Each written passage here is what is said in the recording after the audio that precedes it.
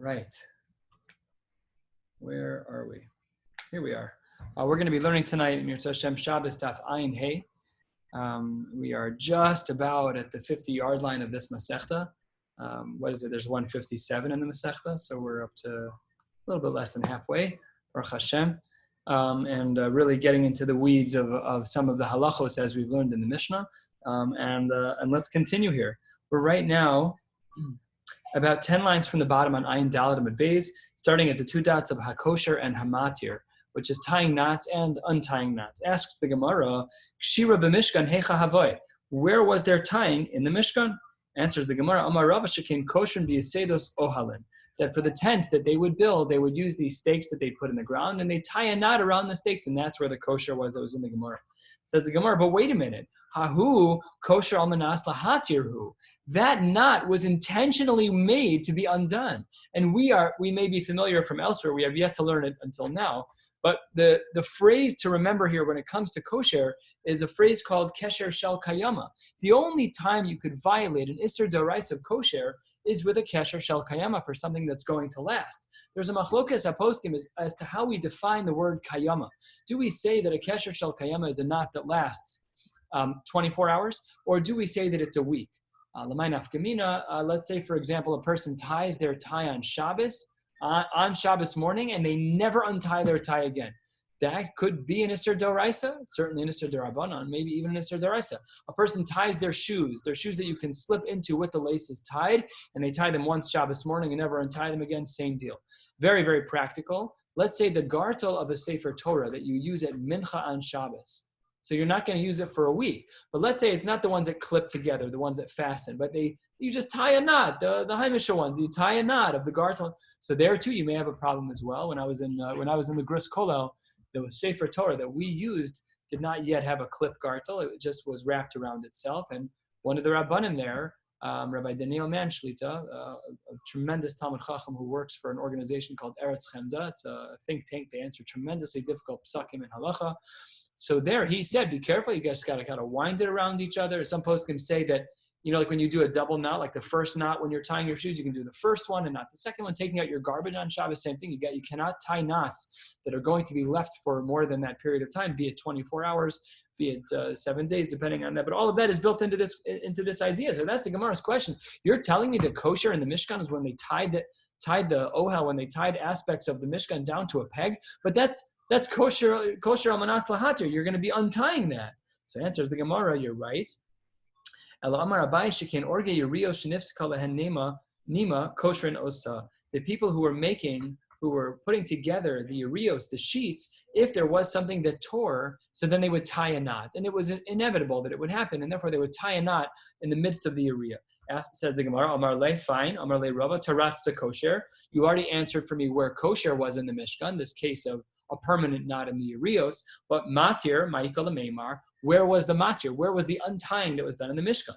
So it says the Gemara, v'chitema, and if you want to say, the imisrami le trechute kitre behade hadade sharek chad v'katar chad, if when you were making aspects of the Beis HaMikdash, that there were some like clotted knots in there and you were going to untie them and then make them look a little bit better, says the Gemara, that's not the case. You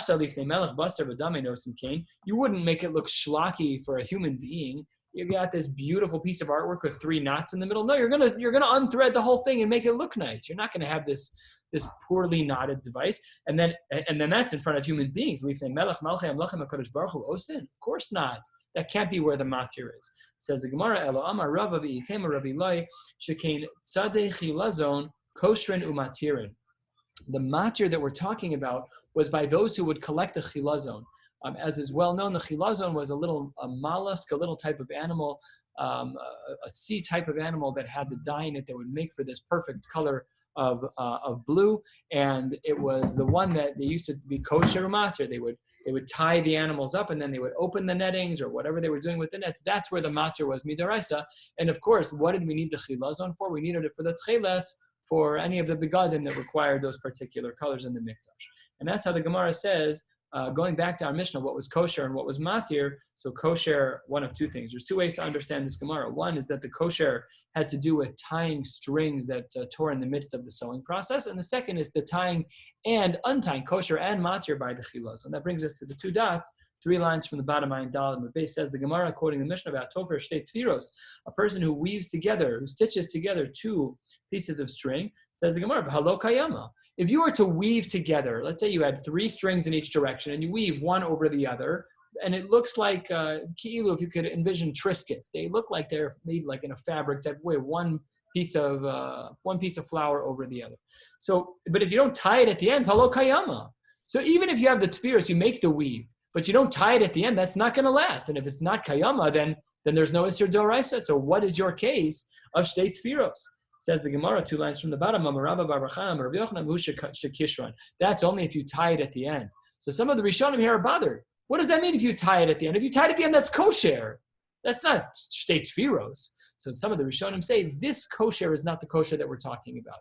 This kosher is just a side effect of the Tfira, and really, be'etzem, we are talking about Tfiros. We're talking about weaving things together, and we tie the edges just to make sure they stay connected.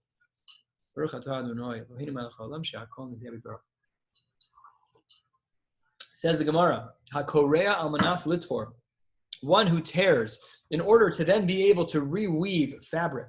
What is this talking about? Kriya b'mishkan mihava. There was a lichatchila to tear things. We were building a Mishkan. What were you tearing? What was the tearing that the Mishnah is referring to?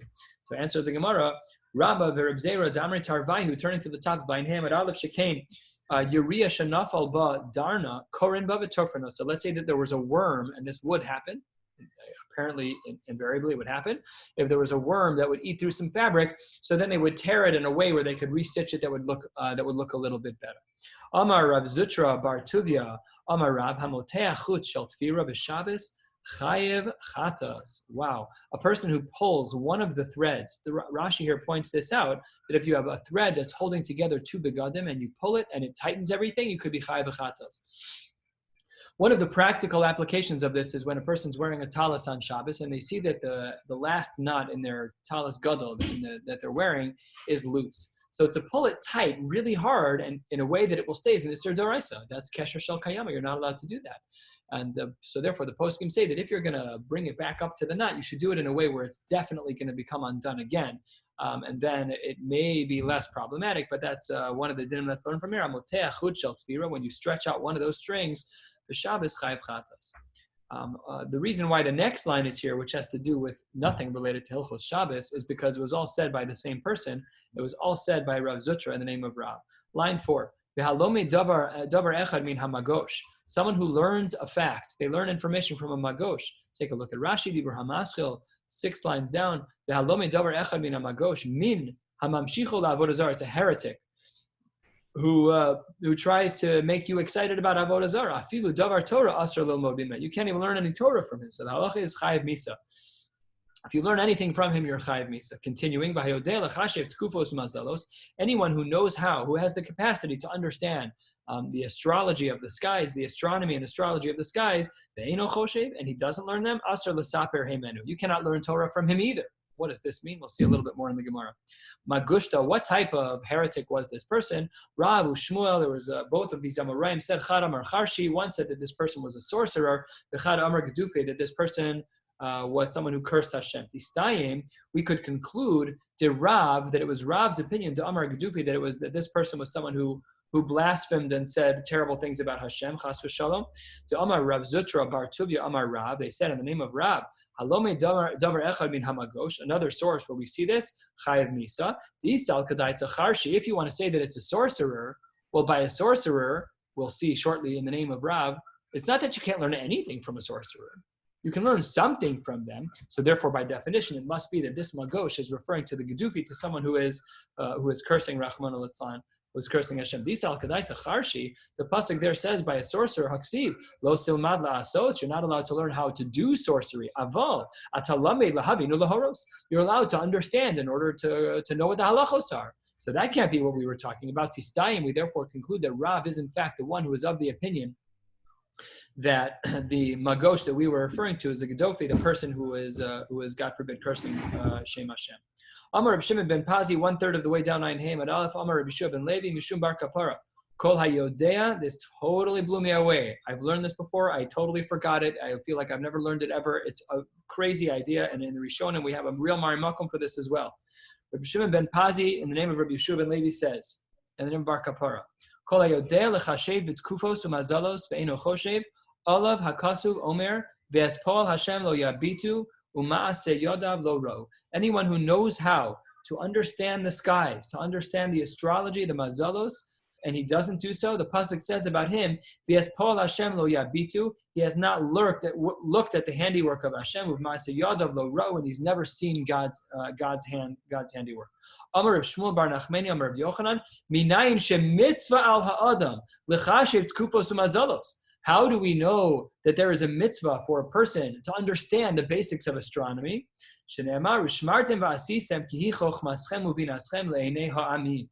That's what the pasuk says. We need to shmartem, you need to keep, va'asisem, and you need to do. Kihi chachmaschem, that's your wisdom, that's your understanding, le'enei ha'amin, to the eyes of the people.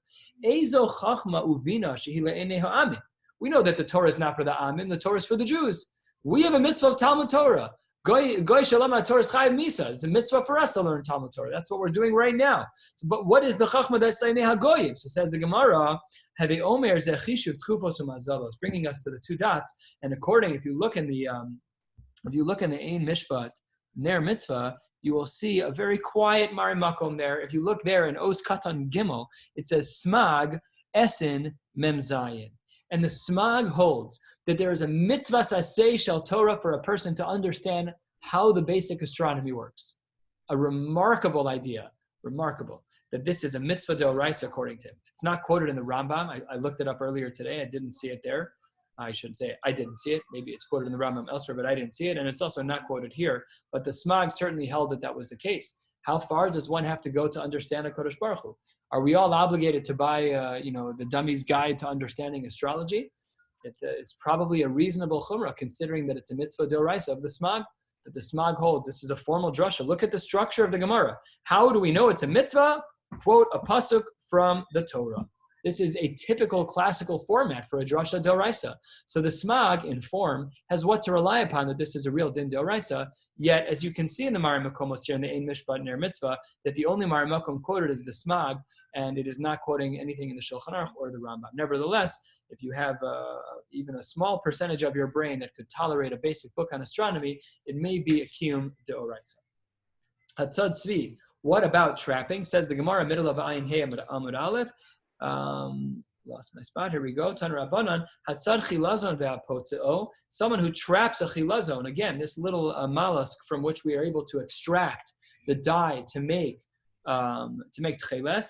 Ve'hapotzo. So you trap it and you squeeze out all of its juice. Eino chayiv ela achas. You're only chayiv one chiyuv. How is that possible? Rabbi Yehuda Omer chayiv shtayim. Shahari Rabbi Yehuda Omer p'tzia b'chlal disha.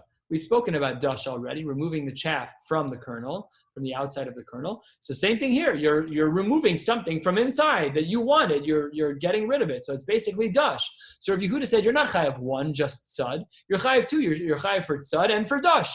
That should be the way things are constructed.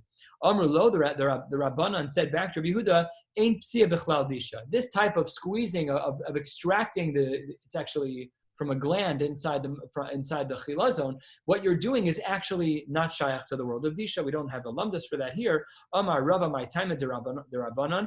Why did the rabbis say that there is no that this psia, this squeezing out of the liquid from the gland, is not considered to be disha? Kasavre, 2/3 of the way down, in disha elo legedule karka, very limiting. The only time we ever have dash is by gidule karka. So for example, if a person squeezes a grape or an olive, that could be dash d'oraisa, or a tolda, schita, which is a tolda of dash, you could violate an isser d'oraisa. One should definitely not do that. The only leniencies of squeezing fruits and vegetables on Shabbos is under a couple of conditions. Number one, that it's something that's normal to squeeze, such as a lemon. And number two is that you can't squeeze it into an empty container or into a liquid, but it has to be squeezed onto a solid. So let's say someone on Shabbos is serving a dish of fish, and there are slices of lemon on the side. You're allowed to squeeze the lemon directly onto the fish. But you're not allowed to squeeze it into a spoon first, and you're not allowed to squeeze it onto a liquid and then put it. It has to be directly in there. So when people do it in tea, for example, they want to squeeze in lemon, you can squeeze it onto the sugar, which is in a spoon, and then put it into the tea. But otherwise, schita would be a problem. It would be a tolda of dash. So then says the Gemara, the reason why the Rabbanan held that there was only one isser when you trap and squeeze out the chilazon is because they hold ein disha ela l'gidulei karka. Says the Gemara, fine, I'll grant you that. But you killed the animal. V'lei chayev nami mishum netilas neshama. They don't live out of water. You take it out of water, you crush it until its innards come out, and then you expect it to live. You're a murderer. You just killed a mollusk. And even if it's not murder from a human being level, but it still should be shchita. So the Gemara is bothered. Why is this not factored in? According to either shita, both Rabbi Yehuda and the Rabbanan, why did they not factor in killing the chilazon? So answers the Gemara, two answers. Number one, Rava Amar, number one, Amar of Yochanan shepitzao meis. The only time you do the squeezing is after the animal is dead. So ask the Rishonim, so what? You still pulled it out of the water, and invariably it's going to die.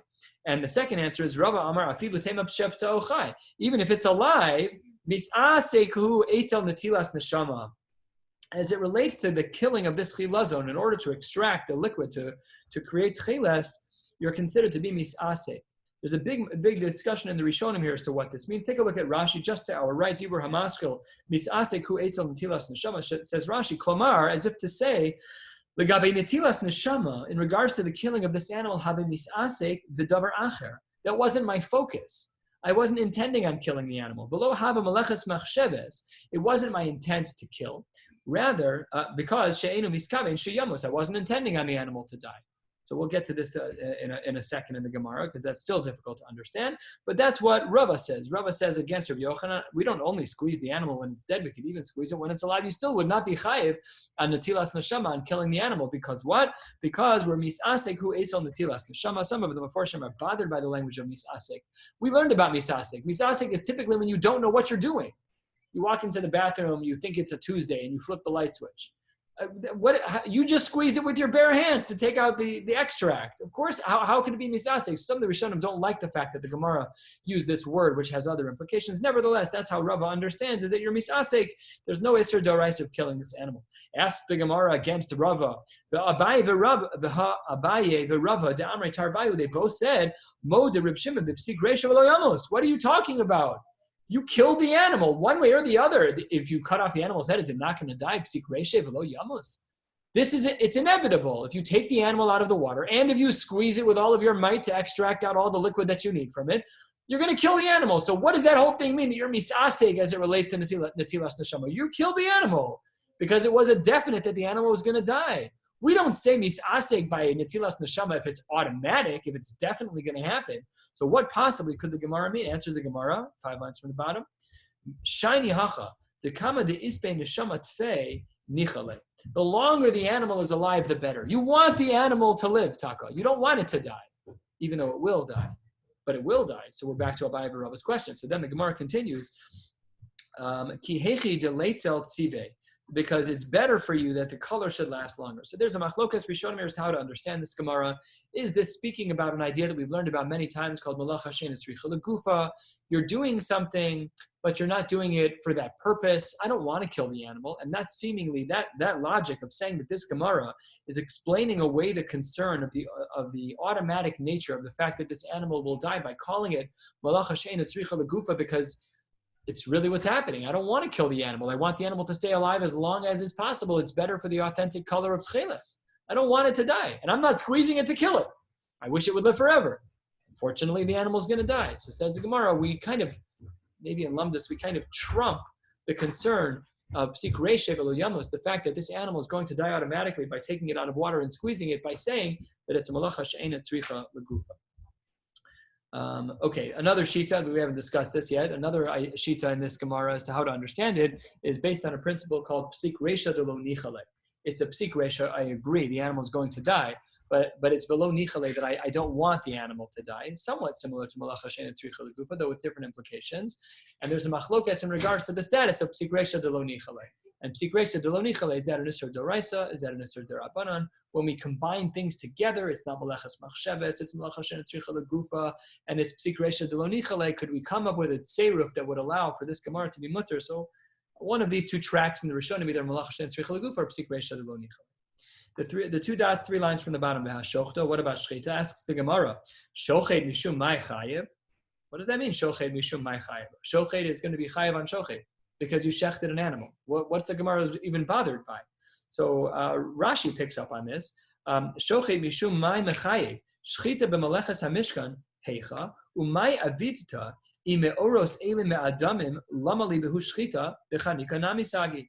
If it's all about getting the hides, then who cares how you kill the animal? What is the shechita referring to here? It's a very strange question because I would have thought that shechita was a primary aspect of korbanos. So the Gemara's question is difficult in the Rishonim. Tosfos here also jumps in here.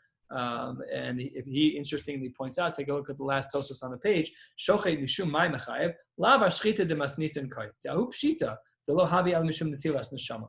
That Sovea, it's not. Okay, so he gets into, obviously it's going to be because of the Tilas Neshama. So just talking about Sovea, as we'll see it soon, that apparently when the animal would be killed, it would kind of stain the meat by the neck in the color of red because of the surging blood. And let's see how the Gemara opens here. Shochet mishum mai chayav. What are you really chayav for? Rav Amri mishum Sovea. You're going to be held accountable for staining the hides. You're going to turn them red after the shechita. Shmuel says the reason why you're chayav is because you killed an animal. Turning to the top of Ayin Hey Amud Beis.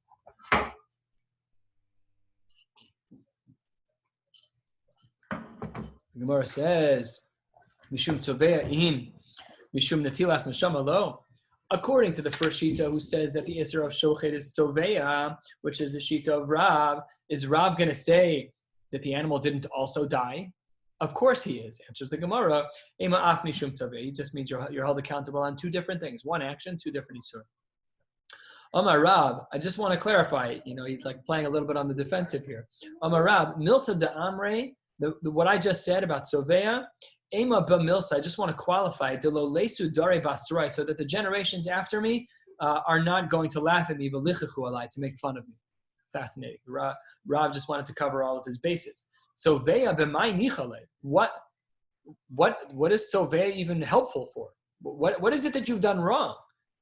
Because by shechita, that's what happens. You shecht an animal, it's going to die the hide. What is it that we're focused on here? So says the Gemara, Sovea b'mai nichale, nicha de leisvus beis hashchita dama. We want the neck by the beis hashchita to be saturated with blood.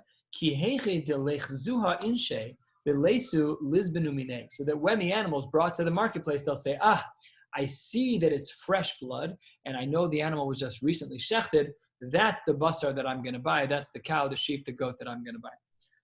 There's a halachic discussion in Maseches Chulin about a discussion called Chom Beis HaShchita. Chom Beis HaShchita is a discussion about how hot the neck of an animal is during the shechita process, such that if you did shechita on an animal that's treif, would it treif up the knife? Or if you did shechita on a kosher animal with a treif knife, would there be enough heat in order to transfer the isser from the knife to the animal? So when I was in Smicha, we were standing there. We went to some shlacht house and we were learning Hilchos Shechita, and this little 4 foot tall Yemenite guy was the shochet, and he did a shechita on a smaller animal like a goat or a sheep. And he says, Bo tzaddik teni et hayad shelcha. Come give me your hand.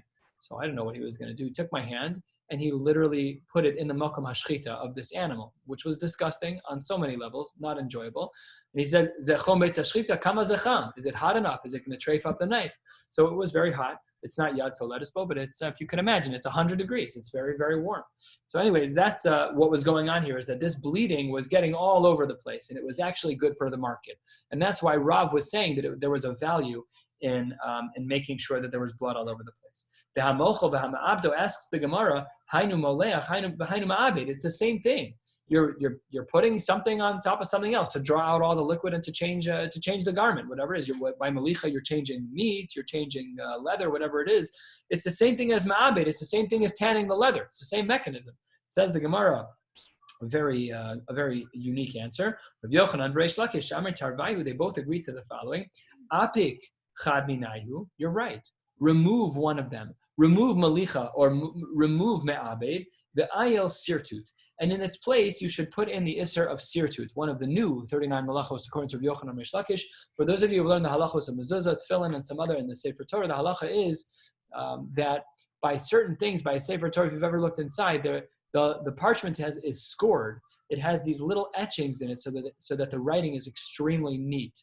And the letters always start from there. There's a certain number of lines, a minimum certain number of lines on parchment. And the sirtut, the scoring of the lines, which again was used to keep things neat, was the new isser that was added in. It's a makeh b'patish of sorts, I guess, or it was its own animal that was included here as well. There's another shita here that says that this sirtut was not talking about the lines of a mezuzah or a Sefer Torah, but rather talking about scoring parchment in order to tear it, which was a little bit of a different function. Either way, machlokas rishon. Amar Rabbi bar Rav Huna, hay man de malach bisra chay mishum me'abed. If you take enough salt in order to pickle some type of meat, that's going to be chay mishum me'abed. That's a big problem. Rava Amar ein ibud be'ochlin. Rava says no such thing. You cannot violate that isur because there's no ibud be'ochlin, because you're not able to violate the isur of ibud when it comes to food. Only leathers, only things that don't grow from the ground, the only things that are not food. Amar Ravashi goes back to the first shita and says, even ve'afidu Rabba bar Rav Huna, even the earlier shita that was more strict and said that if you salt meat, you're going to be chayev lo Amar ela de kaboyle leurcha. That's only if you're going to be using it for the long haul, you're saving it for later. Aval lebesa, but if you're just eating meat at your house and you put some salt on it, that's not me'abed. That's not me'abed. Lo mashve inish mechla eitz. You're not going to eat something that's going to taste as bad as eating wood. You put on 5 pounds of salt on a liver to soak out the blood. That's not even edible. That's not what we're talking about. When you're at the Shabbos table and you have a piece of butter that's on the table and you want to add some salt, so that may be mutter. Okay, you have the shaila that we spoke about already. Are you allowed to add spices? Is table salt considered to be cooked? Is it considered to be uncooked, like we've discussed already? And also, if the meat is very hot, maybe it's a davar gush. It has the status of a klirishon shalal gabe ha'esh, a lot to discuss. What about smoothing things out and measuring things out? Amar Rabacha bar Chanina hashaf bein ha'amudim b'Shabbos chay b'shum memachek. Discussion in the Rishonim here what this means about smoothing things out in between the pillars. Is this a part of your house? Some place that people would go, they would smooth it out to make it very, very soft, and you'd be chay b'shum memachek. Amar Rabbi Chia bar Abba. Gimel Dvarim Sachli Ravashi. Ravashi taught me 3 things. Mishmeit Rav Yeshua ben Levi. Here are the 3 things. Hamegara Roshe Klunasos b'Shabbos Chay Mishum Chatech. If you sharpen, let's say, if you can imagine the top of some fences that kind of have a certain shape to them, and let's say you're sharpening all of them to like a pencil point, and they're all measured to be the same height. So if you do that, Hamegarer, some Mefarshim have Hamegared, which means to scratch away. And the gareid roshe klunasos b'Shabbos chayv mishum chatech, you're violating the issue of measuring on Shabbos. Hamemarich ritia, someone who spreads ointment over a wound with a bandage b'Shabbos chayv mishum memachek. This is lamaisa. People have bandages all the time on Shabbos. So what happens if you really need ointment? So first of all, if it's very, very watery and it kind of flows and pours, that's not what we're talking about. We're talking about thick, pasty type of ointment like A&D ointment that really just reshapes when you touch it. So there, the poskim say you should do it kashinui, you should kind of put it on in a funny way. If it's on your foot, you kind of just start walking on it, but instead of spreading it out directly, because under certain circumstances, you could violate the Yisra of Memachet. And someone who breaks up a rock on Shabbos, you've now destroyed that, and it is considered makeh b'patish. Amar Reb Shimon ben Kisma, Amar Reb Shimon ben Lakish, hatzar tzura bekli, someone who draws an image on a utensil, someone who is blowing glass on Shabbos, so you have the tube in which you blow the air through. It could be far away from the kiln, from the fire, so you don't get hurt, and it blows the glass into a particular shape. So then there too, chayav mishum makeh b'patish, that's not allowed either. That violates the Yisra of makeh b'patish. Amar Rabbi Yehuda, hayman d'shakel akufim iglime, chayav mishum makeh b'patish v'hani mili dekapit alayhu. Sometimes you have a new suit, and there is like a thread, or you have like a shirt, and maybe by this part of your shirt, there's like one little thread that's sticking out. That's what this is talking about. To peel off that one thread may be the Isser D'Oraisa of Makeh b'Patish, but it qualifies the Gemara, V'hani mili dekapit alayhu. That's if you really just wouldn't wear the shirt without it. If you're not makbed, you're just playing with it, okay, that's not an Isser D'Oraisa. But if you are makbed on the way you present, and you don't want your shirts to be tattered, you walk into Shachris one morning, and you see that your shirt's a little tattered and there's a string, you might be tempted to pull it off. If you're makbid, that could be an Isser D'Oraisa. a little bit more than halfway down. Kosef shtei osios, very, very interesting Gemara. Tana Rabbanan, Kosav os achas gedola, v'yesh b'makom lichtov shtayim pater. A person who writes one very large letter, a letter that's written large enough to cover the space of what could have been two letters. You only wrote one letter, but you wrote in a space, maybe even with enough ink to write multiple letters. So there the Gemara says you're pater. However, machak os gedola v'yesh b'makom lichtov shtayim chayav. However, if you erase a large letter so that you now have the space to write more than one letter, so then you're going to be chayav. Amar Rabbi Menachem bar Rabbi Yossi v'zeh chomer b'mochek mi b'kosev. This is where we have a chumrah by mochek, a chumrah by erasing things as opposed to writing things. Again, to review, that which we are erasing, if you erase a letter and you could have written two other letters in its place, so then you violated an Isser D'Oraisa because you're enabling the possibility of writing two letters. Masha Einkein, if you write a letter that's very large, even if it covers multiple letters, there we would not say that one is chayav. 2/3 of the way down at the two dots, habona v'hasoser, hamechabe v'hamaver v'hamake b'patish. A reference to all of these. We're not going to speak about all of them now, but the Gemara does lay down the law on some of these. Rabbi v'Rab Zevra damar tarvaya komidi d'ispe gemar malacha chayim shumake b'patish. A very sweeping rule, one that makes things extremely difficult for Hilchos Shabbos. Kol midi, anything, the ispe gemar malacha, that it really is the final act, that item needs to now become final, then chayim shumake b'patish. Very, very, very sweeping. You could think of 1,000 examples of this, and therefore one should be very careful when potentially finishing a project of some kind. Elu avos malachos. Why does the Gemara have to say Elu avos malachos? If you look back to Ayin Gimel, you'll see on Ayin Gimel Amud Aleph that it starts out by saying avos malachos arbayim chaser achas, and then the Mishnah closes out Hare Elu avos malachos arbayim chaser achas. We read it the first time. We don't need you to tell us twice. We're big boys. We can read. So the Gemara is bothered by the fact that it had to be written twice. Elu. Why was the second one written? Le'afuke mid Rabbi Eliezer. It is to preclude us from thinking that we would hold like Rabbi Eliezer because we don't. What does he hold? He says that if you do an av and a tolda, you're chayav 2 korbanos, and we don't hold that way. And because Rabbi Eliezer said that way, so therefore we had to make sure to list it in the Mishnah in a way where we would have a remez, we'd have something like a red flag saying, hey, why is it? Oh, I remember now. We remember to not hold like Rabbi Eliezer, that we do not hold that there is a tolda b'makom. We do not have 2 korbanos. When one, let's say a person does schita and a person does dash, they're both cut from the same cloth. So therefore, there's a double isser, but there's no double korban. Next 2 dots, chaser achas. What does it mean, chaser achas? Chaser achas. We discussed this. This was a question that was raised a couple of days ago, and I didn't know where the Mar Makom is, but it's here. Chaser achas la'afuke mid Rabbi Huda. The reason why we speak in the negative of our bayim chaser achas is because we want to make sure that we know that we don't hold like Rabbi Huda. The Tanya, as there is a brisa in the name of Rabbi Huda. Rabbi Huda mosiv es hashovet v'hamedaktek. Shovet is when one lines up the hair, the fabrics inside of a loom in order for them to be used to make a fabric. V'hamedaktek, and then to make them super straight, to line them up perfectly, not just to line them up, but to line them up perfectly. Amrlo the Chachamim said back to Rabbi Huda, Shovet harehu b'chlal mesach. No, laying it out is the same thing as mesach. That's just putting them into the loom. Medaktek harehu b'chlal oreg, and that is the same thing as oreg of really beginning the process of making the fabric. So no, we don't hold like Rabbi Huda, and that is why we have to make sure that our languages are bayim chaser achas. Baruch Hashem, this brought us to the next Mishnah. You can just see the first 3 words. We're not going to learn the Mishnah, but as we started out, why did we call this perek klal gadol? We said one of the reasons might have been because of this Mishnah, where it starts out the od klal acher. Remember, we spoke about Meiser, we spoke about other sugyas as to where Klal Gadol came in, and we were comparing, and we ended up saying that the reason why it wasn't really because of this Mishnah, this was the Havamina, but it was because of the Onshin, that Shabbos has more Onshin than this, and this has more Onshin than that, and that's how we scale. So we're going to pick up with this Mishnah, Mir Hashem, tomorrow night. Hope you all have a wonderful night.